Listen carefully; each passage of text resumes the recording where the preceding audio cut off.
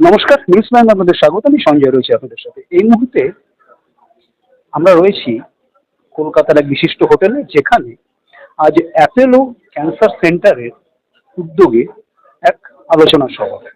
কি সেই আলোচনা সভা? না, পূর্ব ভারতে প্রথম রোবোটিক নেফ্রক্টমি, অর্থাৎ কিডনিতে ক্যান্সার হলে তার যে চিকিৎসা এবং অত্যাধুনিক চিকিৎসা, যেটা পূর্ব ভারতে প্রথম ক্যান্সার, সেই চিকিৎসা অ্যাপেলো নিয়ে এসেছে। সঙ্গে পেয়ে গেছি এই চিকিৎসা যিনি করে সফল হয়েছেন, প্রথম বিশিষ্ট অঙ্কোলজিস্ট এবং অঙ্কোসার্জন ডক্টর তরুণ জিন্দাল। কথা বলে নেবো তার সাথে।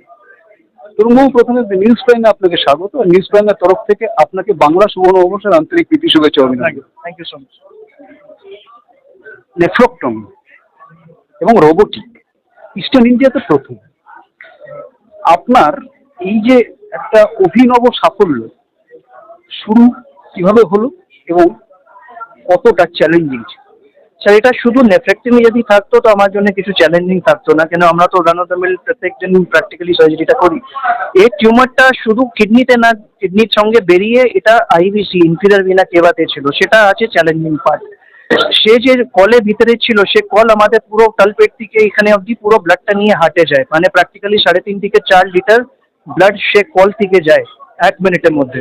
সে কলে ভিতরে টিউমারটা ছিল, সে হচ্ছে ভীষণ চ্যালেঞ্জিং এরিয়াতে। সেক্ষেত্রেই আমরা বলছি ইস্টার্ন ইন্ডিয়াতে প্রথম জিনিসটা, প্রথম সার্জারি যেটাতে আমরা পুরো রোবটিক মাধ্যমে করলাম। কি করে প্ল্যান করলাম, মানে এই যে চ্যালেঞ্জিং কেসেস তো সবসময় আসি, কিন্তু একবার আপনাকে চ্যালেঞ্জের উপর উঠতেই হবে। তো এই পেশেন্টটা যে ছিল, সব চারদিকেই সবরা ওপেন সার্জারি ওকে অ্যাডভাইস করেছিল, অ্যান্ড পেশেন্টের অবস্থাটা খুব খারাপ ছিল, মানে he was not a good candidate surgically also, high risk person. Okay এত ভয় ছিল কি এই সার্জারিটা আমরা করাতে পারবো কি করাতে পারবো না। সে পেশেন্টের উইদার এক্সপিরিয়েন্স আর সে যে প্ল্যাটফর্ম যেটা পোলোতে আছে, সে প্ল্যাটফর্মটা ইউজ করে, মেশিনটা ইউজ করে আমরা সাকসেসফুলি করতে পেরেছি, সেটাই জানার আজকে উদ্দেশ্যটা ছিল। এই যে চিকিৎসা, অত্যাধুনিক চিকিৎসা, এটার আগে তো একটা ওপেন হতো, কিন্তু এখন একটা অত্যাধুনিক চিকিৎসা এসছে, 4-5টা ফুটো করেই হয়ে যাচ্ছে এবং 4-5 দিনের পেশেন্ট বাড়ি যাচ্ছে, যেমনটা আপনি জানালেন। এখানে আমার প্রশ্ন যে এর খরচ কতটা, আর এর পোস্ট অপারেটিভ কমপ্লিকেশন কি কি আসতে পারে? আমি আগে কমপ্লিকেশনের কথা বলি। সো কমপ্লিকেশন ডেফিনেটলি যত আমরা কম কাটছি তত কম ব্যথা হচ্ছে, পেশেন্ট তত তাড়াতাড়ি বিছানা থেকে উঠছে, মোবিলাইজ করছে, খাবার দাবার স্টার্ট করছে, মানে নর্মালসি অবধি চলে আসছে। সেক্ষেত্রে কমপ্লিকেশন রেশিও ডেফিনেটলি কম আছে। যখন খরচের কথা আছে, তো আমি একটা মানে সবার সঙ্গে এটাই আলোচনা করি যে আপনি বলুন আপনার মাসিক যদি আপনি বেতনটা পান 50,000 টাকা বা 60,000 টাকা, আপনার যদি আমরা ওপেন সার্জারি করে আপনাকে 1 মাস পর আবার জয়েনিং এর জন্য বলবো, বা রোবটিক করে যদি আমরা আপনাকে 3 দিন পর রোবট জয়েন করতে বলবো, তো আপনার যে মাসিকের লস হচ্ছে সেটা 50 থেকে 60,000 টাকা হচ্ছে। সে লসটাই শুধু ডিফারেন্স আছে open surgery and robotic surgery. তার সঙ্গে যদি ভাবুন আমরা এই সার্জারিটা ওপেন করতাম, এখান থেকে এখানে কেটে হবে, সে পেশেন্ট যদি চান করবে সবসময় সে স্কারটা দেখবে, সে মানে আমরা একটা পেশেন্টের একটা মানসিক ট্রমা দিচ্ছি লাইফ লং এর জন্য।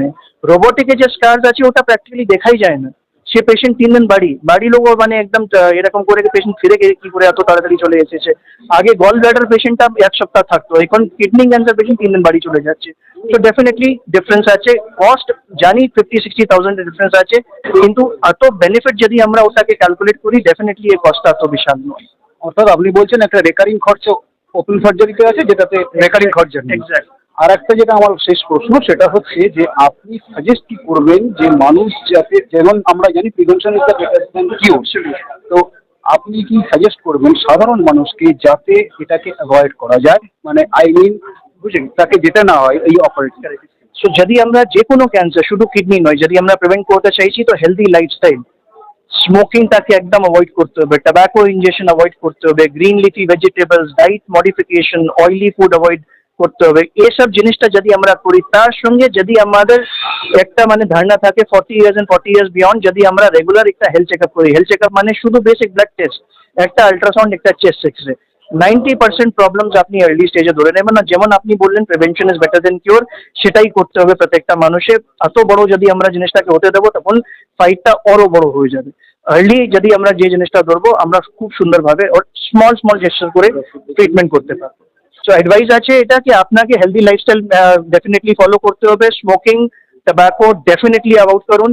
আপনার যদি কিছু সিমটমস হচ্ছে, সেই সিমটমসটাকে নেগলেক্ট করবেন না, কেন নেগলেকশন আমাদের দেশে সব থেকে প্রবলেম্যাটিক জিনিস। ব্লিডিং এসেছে, ঠিক আছে, একবার এসেছে, বন্ধ হয়ে গেছে, কেন ডক্টরে দেখাবো, টাকা নেবে, ফিস নেবে, কিন্তু আপনার লাইফের ক্ষেত্রে সে সিমটম অ্যান্ড সে ওয়ার্কআপ এক্সট্রিমলি ইম্পর্টেন্ট আছে, সেটাকে নেগলেক্ট করবেন না, ডক্টরের সঙ্গে ভেট করুন। Early disease and prevention of the disease is the best medicine. Thank you. Video জার্নালিস্টের সাথে নিউজ প্রাইমের জন্য সঞ্জয় সাহা।